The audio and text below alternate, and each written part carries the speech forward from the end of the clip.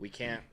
I already mentioned it, but we can't talk too much about it. Everything, Everywhere, All at Once. I have to talk about it because I love it so much. It's so good. It's so good. If anyone hasn't seen Everything, Everywhere, All at Once, please, skip the next, I don't know, like 5-ish minutes or however long, and just please watch it because it's one of the I'll be back. No, best. And the thing is, we won't spoil anything. I guess, yeah, we won't spoil anything either because Casey's here and it's definitely cool. I'm cool if you spoil it because I'm going to watch it and you own it, so I will watch it. But that doesn't. I want you to watch it though, and not have anything be spoiled already. Yeah, it is absolutely crazy. Like I always say, I'm like, oh yeah, it's like Doctor Strange came out earlier this year, and that was definitely the far worst multiverse movie that could have come out and existed. And this movie, it just is insane. Like it goes, not for a pun, but it goes everywhere. It literally goes all over the place. You're not expecting what's happening next. It's humorous, it's so funny, but it's also so heartfelt in moments, and all of this, literally the most insane things about going everywhere in the multiverse and doing the most insane things is all about a story just talking about the human experience and how incredible it can be to just live day to day in your everyday life, and how insane, and even as like a spoiler that's not really a spoiler, it's like in a way that we could be literally anywhere in the entire world choosing to do whatever things. Why is it that so many times we come back and just live our everyday like normal lives? Like obviously like mundane, some days, like obviously a lot of times like you have like the choice, but it's like, oh, do you really have the choice? But it's like, why do we come back to it? And I don't know, it's just so much about that, and somehow it tells that story in the most insane, wacky way.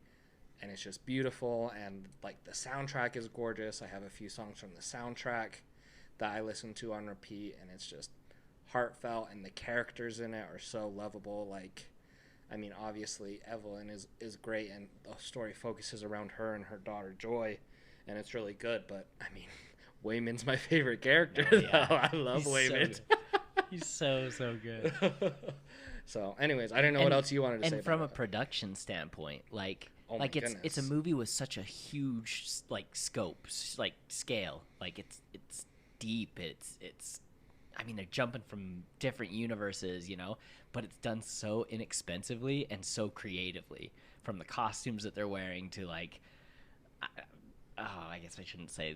I was gonna bring up something, but I'll just leave it so you can experience it, But just from everything, it feels like. Moments feel like an inexpensive indie movie. They have these dramatic like family moments that feel like, oh yeah, this is a cheap indie movie, which isn't a bad thing. Like a lot of those indie movies, I love that feel, that indie movie feel.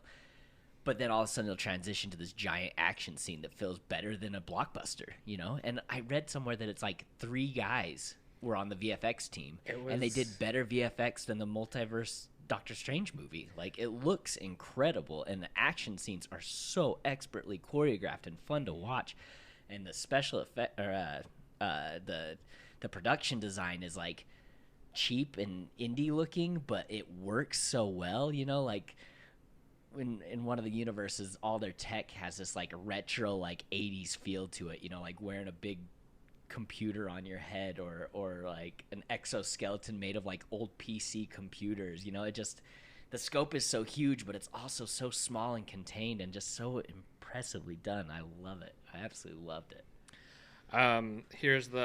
Because I let our buddy Cade, who's been on the podcast before, I told him to watch it, and he watched it, and he also loved it, and he sent me one of the IMDb facts about it, and it was really close to what you said there, Vince, about the VFX. So all of it was done by 9 people, but most of it was just by a core group of 5, and none of those people went to school for VFX. That's so cool. They were all friends who taught themselves with tutorials they found online for free. That's so cool. That's just so cool. Insane to me. And it just ended up being this big, if you love A24 movies, it's an A24 movie. Mm-hmm. And it just wow. Like, I really, like, we talked about doing an episode of it, and I could have filled up, like I said, 3 episodes worth of stuff just talking about this movie. So if you've watched it and you love it, also please reach out to us, and me especially, because I'd love to talk more about it. But we'll leave it at that and let you all and Casey experience Everything Everywhere All at Once. Also produced, not directed, but produced by the Russo brothers. In case you need Oh, I didn't know that. some That's other cool. So is it a reason to redemption see for it. that one show you were just talking about? For the Gray Man? Yeah. Sure. I don't know. Did the Russos just produce that I one? thought or you did said they did something with this. I know I they thought you did said they something with that. directed. Did I they thought you said direct directed. I don't know, but I can't that's what you remember. said. I already forgot what I said. I already forgot about that movie. I hope I got it right the first time. Well, We'll find we'll out. never know. All right, there's that.